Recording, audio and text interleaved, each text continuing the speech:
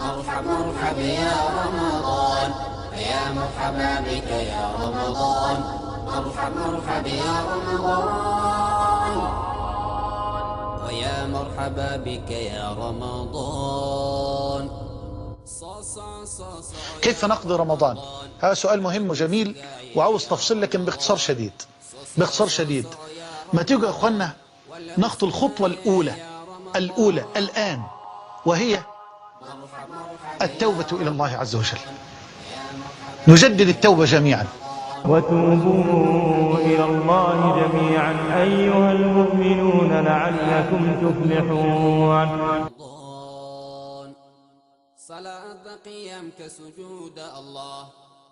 الذنوب كتير يا عم الشيخ محمد، والله ولو كانت كالجبال، لو كانت كالجبال، لو كانت كزبد البحار، لو كانت كحبات الرمال. يا أخي أقبل إلى الكبير المتعال وأنت على يقين مطلق بأنه جل وعلا سيفرح بك وبتوبتك إليه وهو الغني عنك. دي أول خطوة. يلا مع بعض كلنا نخطو الخطوة دي، نصدق الآن. ما هو خلي بال حضرتك، الندم هو ركن التوبة الأعظم.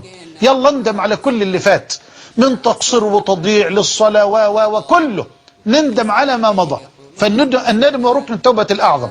وبعدين نعاهد ربنا جل وعلا الآن جميعا من إخوة وأخوات وآباء وأمهات وأبناء وبنات، نعاهد ربنا جميعا على ترك الذنوب كبيرها وصغيرها، ترك المعاصي، ثم نعاهد ربنا على العمل الصالح. وفرصة رمضان مقبل نعاهدك يا رب على العمل الصالح. ايه العمل الصالح؟ اصول الحسنات بقى، خلي بالك، اصول الحسنات، اصول جذور كبيرة. اول شيء المحافظة على الصلوات، اوعى تضيع الصلاة.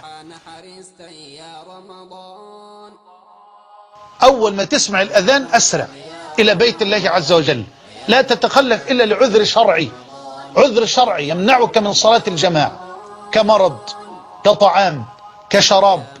وطبعا في رمضان ما فيش طعام ولا شراب بقى، تسرع حتى المغرب، حتى المغرب تفطر على تمرات، على رطب أو على تمرات أو على ماء، ثم تنطلق مباشرة إلى بيت الله، تصلي المغرب في جماعة وترجع بعد ذلك لتتناول الإفطار.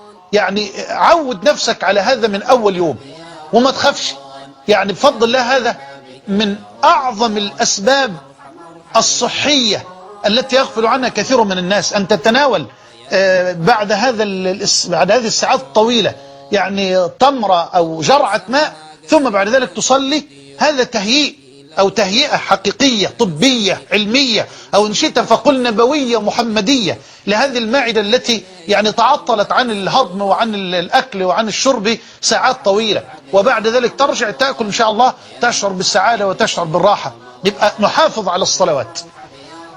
طيب بعد ذلك ورد يومي للقرآن، استعد من الآن. يلا المصحف أمامك، وتعاهد ربك على أن تقرأ وردا يوميا من كتاب الله عز وجل. إذا من الله عليك وقرأت 3 أجزاء في اليوم تبقى نعمة. طيب ما أقدرش يا عم الشيخ، طيب نقرأ جزئين، نختم في الشهر 2 مرات، كويس قوي. لا ما أقدرش، طب مرة واحدة نقرأ جزءا في اليوم. اوعى تقل عن كده. ما بقولش ان ده فرض او واجب عليك، لكن هذا فضل لا ينبغي ان تضيعه في شهر القرآن.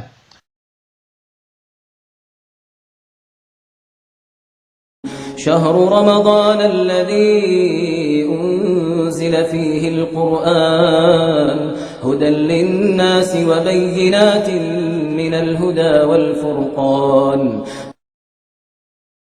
وفي شهر الفضل، وكان السلف رضوان الله عليهم إذا دخل رمضان تفرغوا للقرآن مع الصيام. طبعا الإمام مالك إمام دار الهجرة كان إذا دخل رمضان تفرغ لقراءة القرآن وتوقف عن دروس العلم، وكان السلف جميعا كذلك. فاحرص على أن تقرأ كل يوم على الأقل جزءا من كتاب الله تبارك وتعالى. والله ما ياخد تلت ساعة، من تلت إلى نصف ساعة، جزء كامل من تلت إلى نصف ساعة. طب نقرأه في ساعة، ساعة مش كتير. يعني لما تقرأ نصف جزء بعد الفجر، ونصف جزء بعد العشاء أو بعد صلاة التراويح أو بعد العصر حسب الظروف والأوضاع، يبقى هذا شيء جميل جدا، لكن لا تضيع القرآن الكريم. طيب أنا ما بعرفش أقرأ يا عم الشيخ، ما بعرفش أقرأ في المصحف، أنا رجل أمي. اجتهد في أن تعوض هذا بسماع القرآن أو بالمحافظة على ذكر الله عز وجل. خليك في ذكر دائم، لا يزال لسانك رطبا بذكر الله. أكثر من لا إله إلا الله، أفضل ما قلت أنا والنبيون من قبل لا إله إلا الله. أكثر من الاستغفار، أكثر من الصلاة على النبي المختار، أكثر من قول لا حول ولا قوة إلا بالله، أكثر من قول سبحان الله وبحمده. فالمهم كن دائما في ذكر لله تبارك وتعالى. ثم اوعى تضيع صلاة التراويح، ما تنشغلش بالتلفزيون بقى، ما احنا بقالنا سنين طويلة مع هذا الوباء ومع هذا البلاء. لا تنشغل بهذا. المؤمن حريص على وقته، لا يضيع هذه الساعات الغالية في نهار رمضان. رغم أنف عبد أي ذل وهان والتصق بالتراب، دخل عليه رمضان ثم انصرف رمضان قبل أن يغفر الله عز وجل له.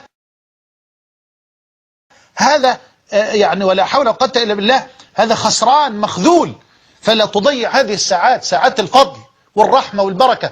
تفتح أبواب الجنة وتفتح أبواب الرحمة وتغلق أبواب الجحيم، ويعني تصفد مرضة الجن والشياطين. لا تضيع هذا الفضل وهذا الخير أبدا. من صام رمضان إيمانا واحتسابا غفر له ما تقدم من ذنبه. طب والليل بقى التراويح، من قام رمضان إيمانا واحتسابا غفر له ما تقدم من ذنبه.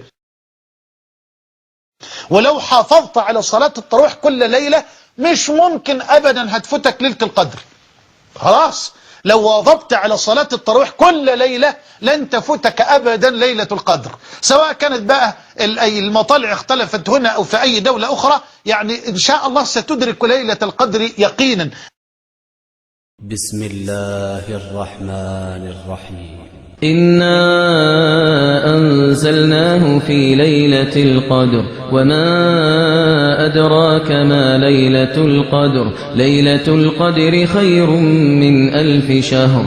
تنزل الملائكة والروح فيها بإذن ربهم من كل أمر. سلام هي حتى مطلع الفجر.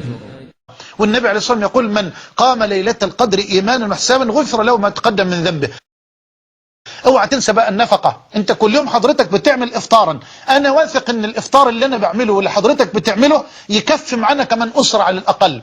الناس بتبقى وهي صايمة متهيأ لها انها هتاكل، يعني ما شاء الله، اسأل الله ان يمتعني واياكم بالصحة والعافية. لكن ارجو ان تعاهد ربك من الليلة على ان تطعم كل يوم مسكينا من طعامك الذي تأكله. اللي انت بتعمله، طلع طبق طبيخ وطبق رز من اللي انت بتعمله كل يوم لأسرة فقيرة. عاهد ربك على هذا، لأن النبي عليه الصلاة والسلام كان أجود بالخير من الريح المرسلة، وكان أجود ما يكون في رمضان حين يلقاه جبريل. وكان جبريل يلقى رسول الله صلى الله عليه وسلم يعرض عليه القرآن، وربنا جل وعلا يقول يا ابن آدم أنفق عليك. فأنفق، تصدق على الفقراء وعلى المساكين وأنت في شهر الفضل والخير. وبحذر نفسي وإخواني من الكذب والغيبة والنميمة وقول الزور والنظر إلى النساء والنظر إلى المحرمات. من لم يدع قول الزور والعمل به فليس لله حاجة في أن يدع طعامه وشرابه. فاجتنب الغيبة والنميمة، واوعى تنفعل وتتنرفز على الناس في الوظائف أو في الشغل بدعوى أنك صائم. بل ما فرض الله علينا الصيام إلا ليهذب ضمائرنا وأخلاقنا، إلا لنحصل التقوى. فالتقوى هي الغاية من الصيام. يا أيها الذين آمنوا كتب عليكم الصيام كما كتب على الذين من قبلكم لعلكم تتقون.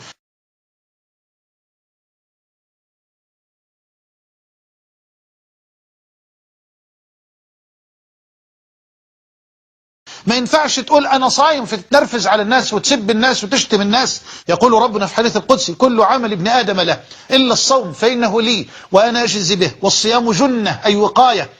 فإذا كان يوم صوم أحدكم فلا يرفث ولا يصخب، فإن سبه أحد أو قاتله فليقل، قل له كده، ارفع صوتك بقى وقل له، فليقل إني صائم إني صائم إلى آخر الحديث. بهذا إن شاء الله بالأمر ده يعني نستطيع أن نستثمر رمضان استثمارا يرضي الرحيم الرحمن، لنحصل التقوى التي من أجلها فرض الله الصيام. يا أيها الذين آمنوا كتب عليكم الصيام كما كتب على الذين من قبلكم لعلكم تتقون. أسأل الله أن يرزقنا لكم التقى والعفاف والغنى، إنه ولي ذلك والقادر عليه.